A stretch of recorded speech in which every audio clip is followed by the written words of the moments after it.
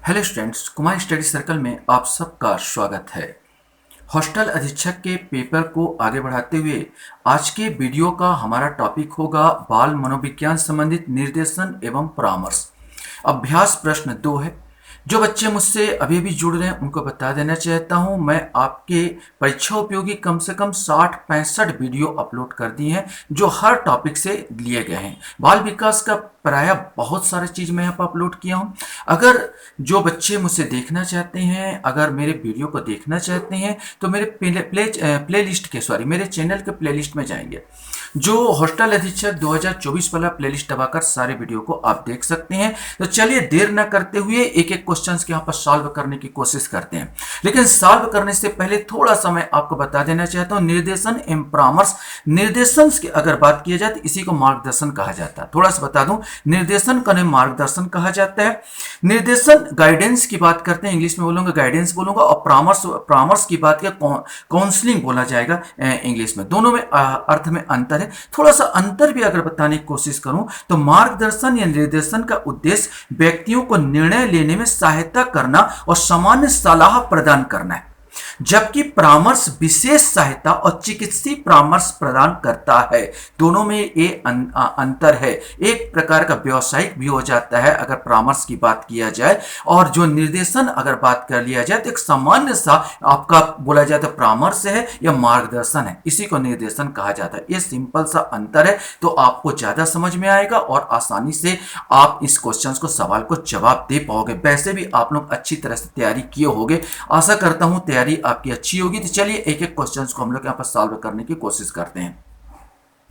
पहला क्वेश्चन है, निर्देशन एक प्रक्रिया है। बच्चों को सलाह देना, बच्चों को नैतिकता सिखाना, बच्चों को जानकारी प्रदान करना, बच्चों को बुद्धिमानी से चुनाव करने में सहायता करना। तो यहां पर आपको बताना है कि वास्तव में क्या आंसर आएगा। तो पहले का आंसर डी आएगा, बच्चों को बुद्धिमानी से चुनाव करने में सहायता प्रदान करना। क्वेश्चन हमारे सामने है, निर्देशन सिद्धांत इनमें से क्या नहीं है।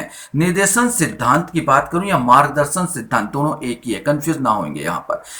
व्यक्तियों का समग्र विकास, व्यक्तिगत आवश्यकताओं की स्वीकृति, सतत प्रक्रिया नहीं है, व्यक्तिगत आवश्यकताओं और अंतर की पहचान।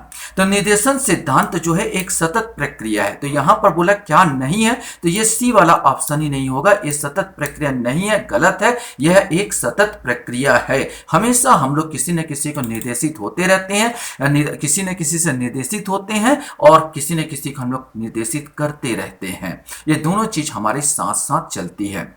क्वेश्चन हमारे सामने यहां पर आता है, निर्देशन एक प्रक्रिया है। अब यहां पर बताना है निर्देशन एक प्रक्रिया है, यह आपको बताना है छात्रों को सलाह देने की, छात्रों को विषय का ज्ञान देने की। ए और बी दोनों उक्त में से कोई नहीं, इसमें से आपका कोई एक आएगा। सही आंसर, निर्देशन जो प्रक्रिया है वास्तव में छात्रों को सलाह देने की एक प्रक्रिया है। छात्रों को विषय ज्ञान देने का एक प्रक्रिया नहीं है। आप लगाओगे सर ए बी दोनों आ जाएगा, लेकिन सही अर्थ में अगर समझने की कोशिश करोगे, निर्देशन माने होता है मार्गदर्शन, और मार्गदर्शन जो होता है या तो कोई पूछे तो आप दे सकते हो, और अगर कोई ना पूछे तो भी अपनी तरफ से दे सकते हो। इसमें किसी प्रकार का कोई पाबंदी नहीं है, रोक टोक नहीं है, और न ही आपको बताना ही पड़ेगा, निर्देशन देना ही पड़ेगा, ऐसा कुछ नहीं होता। और छात्रों को विशेष ज्ञान देना, तो छात्रों को विशेष ज्ञान देना एक औपचारिक क्रिया है यहां पर। तो ये बी वाला नहीं आएगा, यहां पर ए ही आएगा, छात्रों को सलाह देना।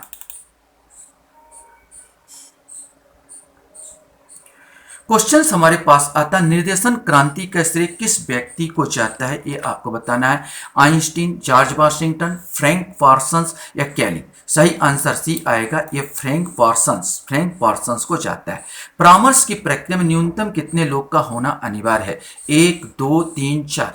तो यहाँ पर सही आंसर इसका बी आ जाएगा। ये तो सब है भाई, परामर्श और परामर्शदाता, परामर्शकर्ता या परामर्शदाता दो तो होना चाहिए, कोई लेने वाला कोई देने वाला, कम से कम 2 व्यक्ति तो होने ही चाहिए न्यूनतम। क्वेश्चन से परामर्श में प्रयुक्त होने वाली विधि है, इसमें से आपको बताना है कौन सी विधि है। बीज संवेदीकरण, मनोविश्लेषण, शिथिलीकरण और उपरोक्त सभी, इसमें से आपको बताना है। सही आंसर इसका डी आएगा, उपरोक्त सभी। परामर्श की अगर बात किया जाए तो ये गाइडेंस होता है, ये परामर्श काउंसलिंग, परामर्श माने काउंसलिंग होता है, विशेष करके पेशेवरों द्वारा इसको दिया जाता है। शिक्षक ही तरुण व्यक्तियों को प्रेरित और निर्देशित कर सकता है। यह कथन किसका है? लाल बहादुर शास्त्री, महात्मा गांधी, जॉन डीवी या एस कुलकर्णी। सही आंसर इसका ए आएगा, लाल बहादुर शास्त्री। ये लाल बहादुर शास्त्री का कथन है।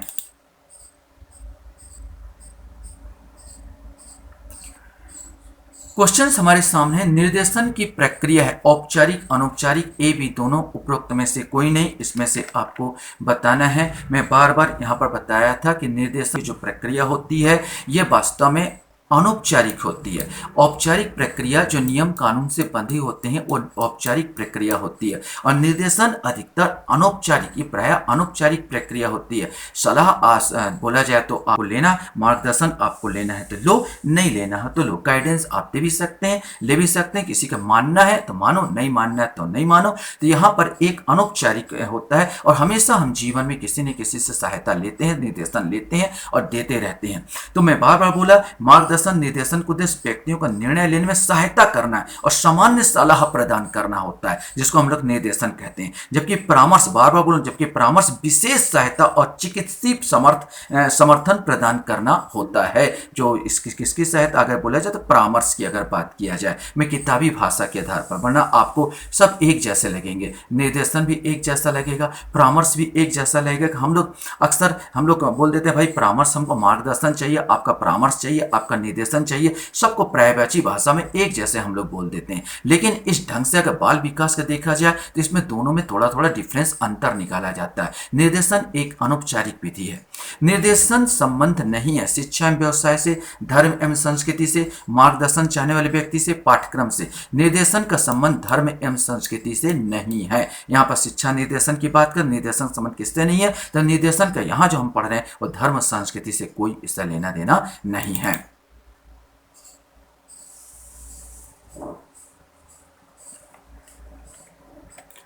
नेक्स्ट क्वेश्चन है, निर्देशन का तात्पर्य है। अब यहां पर फिर मैं पूछा जा रहा है, निर्देशन का तात्पर्य है समस्या के हल हेतु श्रेष्ठ व्यक्तियों द्वारा दी गई सलाह, किसी व्यक्तिगत या मनोवैज्ञानिक समस्या के समाधान हेतु किसी परामर्श दाता द्वारा दी गई पेशेवर सलाह, उपरोक्त दोनों, उपरोक्त में से कोई नहीं। बार बार जब मैं जिक्र कर रहा हूं तो आपका समझ में आ गया होगा, निर्देशन एक अनौपचारिक विधि है, मतलब समस्या के हल हेतु श्रेष्ठ व्यक्तियों द्वारा दी गई सलाह को हम निर्देशन कहते हैं। अगर यहीं पर दूसरी बात कर दिया जाए, किसी व्यक्तिगत या मनोवैज्ञानिक समस्या के समाधान हेतु किसी परामर्श, पहले ही बोल दिया, परामर्शदाता द्वारा दी गई पेशेवर सलाह को हम लोग परामर्श कहते हैं। निर्देशन को ही मार्गदर्शन कहा जाता है, यह निर्देशन को हम गाइडेंस कहते हैं और परामर्श को काउंसलिंग कहते हैं। ये किताबी भाषा के आधार पर मैं आपको समझाने की कोशिश कर रहा हूं। क्वेश्चन हमारे सामने यहां पर आता है, निर्देशन व्यक्तियों के दृष्टिकोण एवं उसके बाद के व्यवहारों को प्रभावित करने के उद्देश्य से स्थापित गतिशील आपसी संबंधों की एक प्रक्रिया है। यह कथन किसका है? ये आपको बताना है। गुडे, मॉरिस, स्किनर, एम क्रो। सही आंसर इसका ए आ जाएगा। यह परिभाषा गुडे महोदय की है। क्वेश्चन हमारे सामने हैं, निम्न में से कौन सा एक परामर्श का तत्व नहीं है? साक्षात्कार, विश्वास, आर्थिक वृद्धि, संप्रेषण।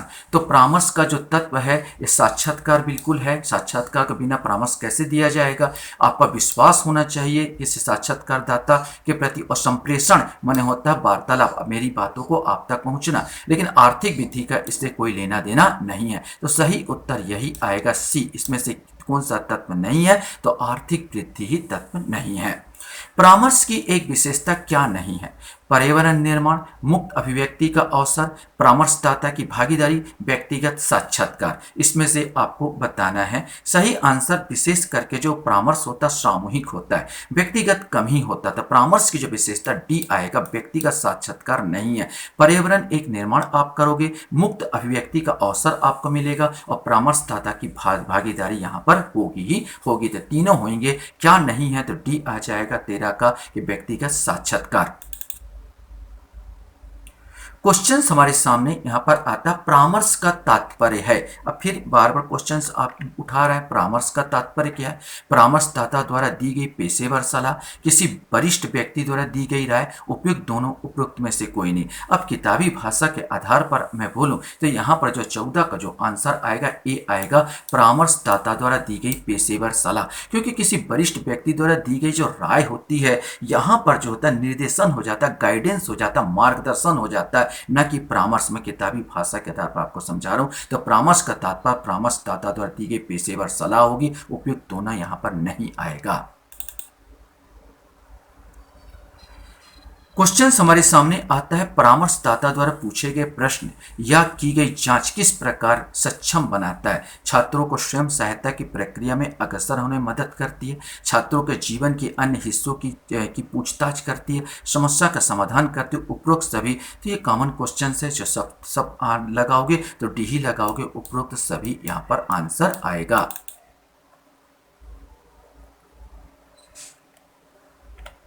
क्वेश्चन है, विद्यालय परामर्शदाता क्या करता है? यहाँ पर क्वेश्चंस था, छात्रों को एकेडमिक लक्ष्य प्राप्त करने में सहायता करता है, छात्रों को सामाजिक व्यक्तिगत विकास में सहायता करता है, छात्रों को वृत्तिक विकास में मदद करता है, उपयुक्त सभी। तो 16 का आंसर भी डी आ जाएगा, उपरोक्त सभी।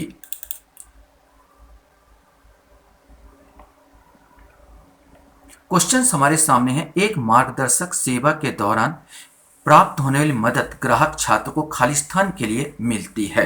ये आपको बताना है। समाधान करने, ग्राहक की ओर से निर्णय लेने, राय अधिरोपित करने, लक्ष्य निर्धारण और समस्या समाधान पर ध्यान देने। इसमें से आपको बताना है, सही आंसर डी आएगा, लक्ष्य निर्धारण और समस्या समाधान पर ध्यान देने के लिए। जब परामर्शदाता विषयी को सुन रहा होता है तो वह कौन सा परामर्श उपागम का प्रयोग कर रहा होता है? निर्देशीय, अनिर्देशीय, समन्वित और तर्क संगत, भावनात्मक। इसमें से आपको बताना है सही आंसर। जब परामर्शदाता विषयी को जब सुन रहा है तो वह अनिर्देशीय उपागम का प्रयोग कर रहा होता है।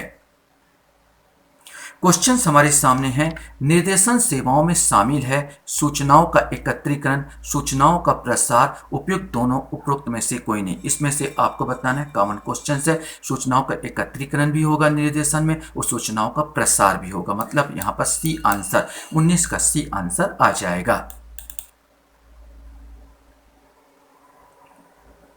क्वेश्चन हमारे सामने यहाँ पर आता है, निर्देशन के तत्व हैं। इसमें से आपको बताना है पर्यवेक्षक, अभिप्रेरणा, नेतृत्व, उपरोक्त सभी। तो निर्देशन जो गाइडेंट करोगे, पर्यवेक्षक के रूप में भी काम करोगे, अभिप्रेरणा भी आप दे रहे, नेतृत्व भी कर रहे हैं, मतलब डी आंसर आएगा, उपरोक्त सभी यहाँ पर आंसर आ जाएगा।